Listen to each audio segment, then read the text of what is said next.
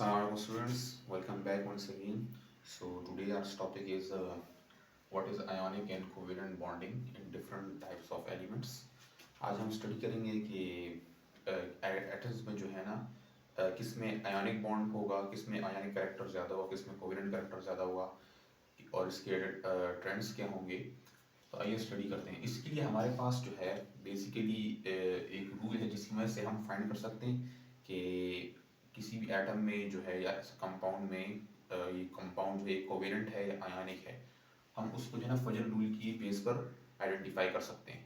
इसके अलावा एक और जो जनरल रूल है हमारे पास, दैट इज इलेक्ट्रोनेगेटिविटी डिफरेंस, यानी कि फजल रूल के अलावा हम जो है इलेक्ट्रोनेगेटिविटी डिफरेंस की बेस पर हम फाइंड कर सकते हैं कि भाई कोई एटम कोई कंपाउंड जो है वो कोवेलेंट है या आयनिक है। किस तरह? इसके लिए हमारे पास है इफ जो है इलेक्ट्रोनेगेटिविटी डिफरेंस 1.5 का होगा या इससे ज़्यादा होगा, तब हम कह सकते हैं ये कंपाउंड जो है क्या है, आयनिक है। ओके, अगर इलेक्ट्रोनेगेटिविटी डिफरेंस क्या हो, 1.5 से क्या हो, लेस हो, तो हम कह सकते हैं ये कंपाउंड क्या होगा, कोवेलेंट होगा। अब कोवेलेंट में भी फर्दर जो है ना दो टाइप्स हैं, पोलर और non polar.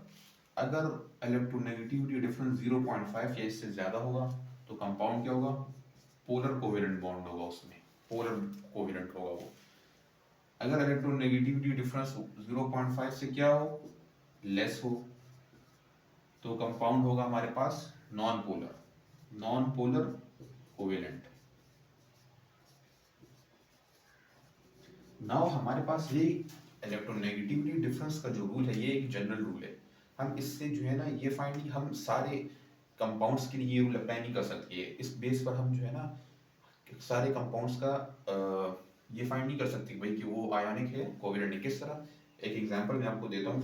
Let's say HF, hydrogen fluoride. Now हमें पता है कि फ्लोरीन का जो इलेक्ट्रोनेगेटिविटी है वो पूरे पेरियोडिक में सबसे ज्यादा है, क्या है, 4 है। और हाइड्रोजन की जो इलेक्ट्रोनेगेटिविटी है दैट इज 2.1।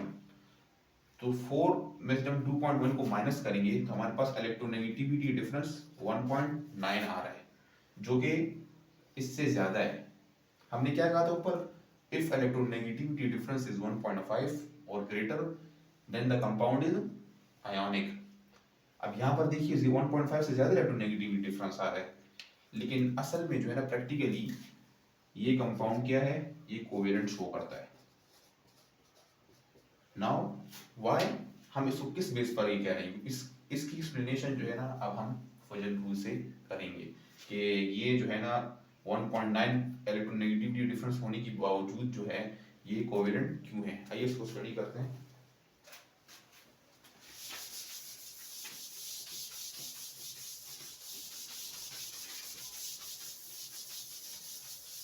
ओके,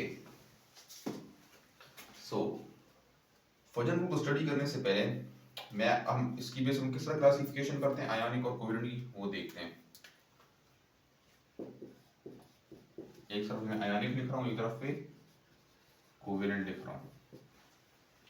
नाउ हमारे पास कंपाउंड में जो है ना पॉजिटिव चार्ज और नेगेटिव चार्ज होंगे, पॉजिटिव आयन और नेगेटिव आयन होंगे। एक पॉजिटिव आयन ले रहा हूँ और एक नेगेटिव आयन ले रहा हूँ।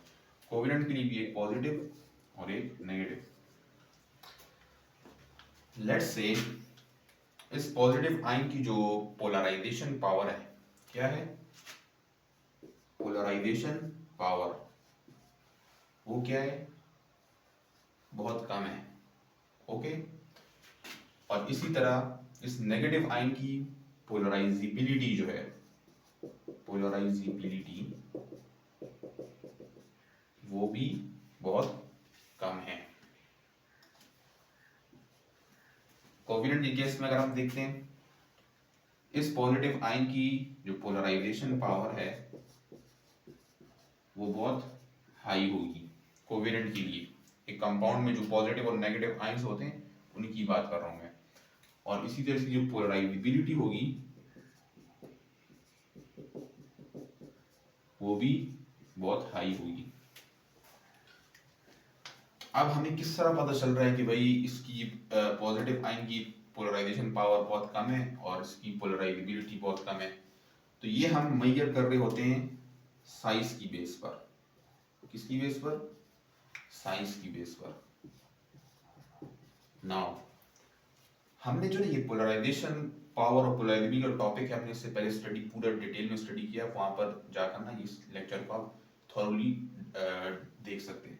अब पोलराइजेशन पावर होती है, मैं आपको सिंपल, अगर मैं आपको यहाँ पर समराइज कर दूं कि tendency to polarise the substance, जो दूसरा एटम है, नेबरिंग स्पीशीज को पोलराइज करने की पावर, और पोलराइजेबिलिटी होती है पोलराइज होने की पावर। तो हम ये उसको स्टडी कर रहे हैं। हम इसको किस बेस पर कह रहे हैं कि यहाँ पर जो पॉजिटिव आयन है इसकी पोलराइजेशन पावर कम है और इसकी पोलराइजेबिलिटी कम है? ये हम साइज की बेस पर कह रहे हैं कि इस पॉजिटिव आयन का जो साइज है और इस नेगेटिव आयन का जो साइज है, अगर पोलराइजेशन पावर बहुत कम है, ओके, तो इसका मतलब है जो साइज है हमारे पास इस पॉजिटिव आयन का, वो क्या है? वो भी बहुत कम है। इसी तरह इफ पोलराइजेबिलिटी कम है, पोलराइजेबिलिटी कम है, तो इसका क्या मतलब है?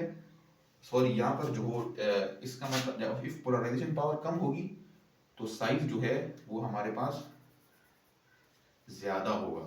ओके, इस पॉजिटिव आयन का साइज जब ज्यादा होगा तब पोलराइजेशन पावर हमारे पास कम मिलेगी। इसी तरह पोलराइजेबिलिटी कम होगी तो उस केस में साइज क्या होगा? उस केस में जो साइज होगा इस पॉजिटिव नेगेटिव आयन का, वो बहुत ज्यादा मिक्सअप हो रहा है, वो कम होगा। इस ट्रिक को जब समझ लेंगे एक बार तो ये सारा टॉपिक आपको क्लियर हो जाएगा। दोबारा से आपको मैं बता दूं, आयोनिक के केस में जो कंपाउंड होगा उसमें जो पॉजिटिव साइड होगी उसकी पोलराइजेशन पावर क्या होगी? कम होगी। क्यों कम होगी हमें किस तरह पता चलेगा? उसके साइज से पता चलेगा। जब उसका साइज बहुत बड़ा होगा, इस पॉजिटिव आयन का साइज जब बड़ा होगा तो पोलराइजेशन पावर क्या होगी? कम होगी। इसी आयनिक में जो नेगेटिव साइड होगी उसकी पोलराइजेबिलिटी क्या होगी? जब कम होगी। किस वक्त कम होगी? जब उसका साइज क्या होगा? कम होगा। इसी तरह अब हम कोवेलेंट के केस में आते हैं। कोवेलेंट का क्या चक्कर है यहाँ पर? कोवेलेंट के केस में जो साइज होगा, if polarisation power is high, polarisation power जब हाई होती है इसका मतलब क्या है? चार्ज डेंसिटी हाई है ना। अब यहाँ पर जब पोलराइजेशन पावर कम है तो इसका मतलब इसकी चार्ज डेंसिटी कम है। तो जब चार्ज डेंसिटी कम होती है तो साइज तो ऑटोमेटिकली क्या होगा? बड़ा होगा ना। मैंने इससे पहले टॉपिक में पढ़ा भी है।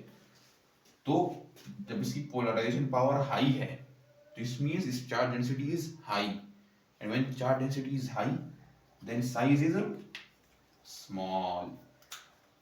तो इसका जो पॉजिटिव आयन होगा उसका साइज क्या होगा? स्मॉल होगा। Now what is polarisability? इसकी क्या होगी? पोलराइजेबिलिटी जब इसकी बहुत ज्यादा है, इजीली ये क्या हो रहा है? डिस्टर्ब हो सकता है, इजीली डिस्टॉर्ट हो सकता है। तो इट्स मीन इसका साइज क्या है? बड़ा है। इसके जो नेगेटिव साइड है इसका साइज क्या होगा? बड़ा होगा। नाउ अब हम इसको एग्जांपल से स्टडी करेंगे तो आपको जो है ना कोई मसला इसमें नहीं आएगा। लेट्स से इसके लिए मैं एग्जांपल लेता हूं सीजियम फ्लोराइड की। कौन सी? Caesium fluoride. इस केस में सीजियम जो है ना पॉजिटिव साइड है और फ्लोरीन जो है वो नेगेटिव साइड है। अब आप देखिए जरा, सीजियम बिलोंग्स टू ग्रुप 1 और ग्रुप 1 में ये क्या है? सबसे नीचे है। सो इसका साइज क्या है? बहुत बड़ा है। सो हम इसको इस तरह दिखा सकते हैं। जैसे ये क्या हो गया? ये सीजियम हो गया, इस पर पॉजिटिव चार्ज है। फ्लोरीन क्या है इसमें? फ्लोरीन जो है बहुत स्मॉल साइज होता है क्योंकि हम अलोंग द पीरियड जब जाते हैं तो साइज डिक्रीज होता है। तो फ्लोरीन का साइज क्या है? स्मॉल है। अब देखिए यहाँ पर स्मॉल, बड़ा साइज है ना इसका। जब साइज बड़ा है तो देखिए इसकी पोलराइजेशन पावर क्या है? कम है। अब इधर देखिए साइज स्मॉल है, साइज क्या है? स्मॉल है। पोलराइजेबिलिटी क्या है? कम है और ये नेगेटिव साइड है। तो ये बॉन्ड क्या हो गया? इनमें जो बॉन्ड होगा वो क्या होगा? आयोनिक बॉन्ड होगा। So according to Fajan rule, if polarization power of cation is less and polarizability of anion is less, then the substance will be ionic.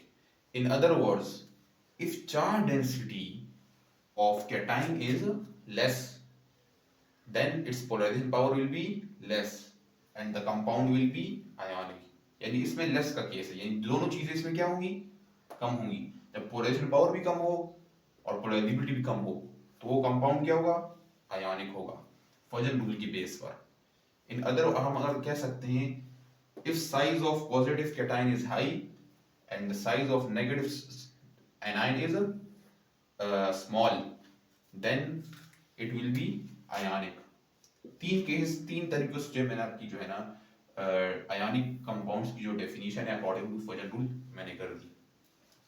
हम अब कोवेलेंट के केस में आ जाते हैं कि फजन रूल के मुताबिक कोई कंपाउंड कोवेलेंट किस तरह होगा। पहले हमने क्या कहा, जब चार्ज डेंसिटी पॉजिटिव साइड क्या होनी चाहिए, हाई होगी। जब हाई होगी तो उसकी पोलराइजेशन पावर क्या होगी, हाई होगी, और पोलराइजेबिलिटी भी उसकी क्या होनी चाहिए, हाई होनी चाहिए। तो इसकी एग्जांपल क्या है, लेट्स से हम इसकी एग्जांपल ले लेते हैं एल्यूमिनियम आयोडाइड। इस केस में पॉजिटिव साइड कौन सी है, एल्यूमिनियम है जिस पर +3 चार्ज है, और यहाँ पर आयोडीन जो है वो नेगेटिव साइड है। जब चार्ज डेंसिटी बहुत हाई होती है, यहाँ पर देखिए चार्ज इस पर कितना ज्यादा है, बहुत ज्यादा है, तो साइज क्या होता है, ऑटोमेटिकली डिक्रीज हो जाता है। सो यहाँ पर एल्यूमिनियम का ये साइज एल्यूमिनियम का हो गया। आयोडीन को देखिए जरा, आयोडीन ग्रुप 7 से बिलोंग करता है और ये डाउन सबसे लास्ट में पाया जाता है ग्रुप 7 में। सो इसका साइज क्या है, बहुत बड़ा है, और इसमें क्या है, एनायनिक भी है ना, और एनायनिक रेडियस तो वैसे भी बहुत बड़ा होता है। तो ये हमारे पास हो गया आयोडीन हो गया। नाउ देखिए जरा, हमने क्या कहा, पोलराइजेशन पावर फिर कब ज्यादा होती है, जब चार्ज डेंसिटी ज्यादा होती है, और चार्ज डेंसिटी कब ज्यादा होती है, जब चार्ज बहुत ज्यादा होता है। तो यहाँ पर एल्यूमिनियम पर देखिए चार्ज बहुत ज्यादा है, जब चार्ज बहुत ज्यादा है साइज तो इसका बहुत स्मॉल हो गया, जब साइज स्मॉल हो गया तो इसकी पोलराइजेशन पावर क्या हो गई, इंक्रीज हो गई, and when the polarisation power increase the bond will be covalent. So according to Fajan rule, if charge density is very high, then it means polarization power is very high and so the compound will be covalent। यानी ये फजन rule हमें बताता है कि एक compound covalent और आयनिक कब होगा। तो एक कंपाउंड कोवेलेंट तब होगा जब उसकी पोलराइजेशन पावर बहुत ज्यादा होगी। जब पोलराइजेशन पावर तब जब ज्यादा होगी तो कंपाउंड क्या होगा, कोवेलेंट होगा। या इन अदर वर्ड्स हम कह सकते हैं कि एक कंपाउंड कोवेलेंट तब होगा जब कैटाइन जो होगा, कंपाउंड का जो कैटाइन है, यहाँ पर कौन सा कैटाइन है, एल्यूमिनियम है ना, जब कैटाइनिक साइज या cationic radius is very small, when the cation is very small और the anion is very large, तब जो है कंपाउंड कोवेलेंट होगा। अनायनिक कब होगा, आयोनिक कंपाउंड कब होगा, फजन रूल के बेस पर, जब कैटाइन क्या हो, बहुत बड़ा हो, और एनाइन जो है बहुत स्मॉल हो। सो अल्टरनेट एक दूसरे के।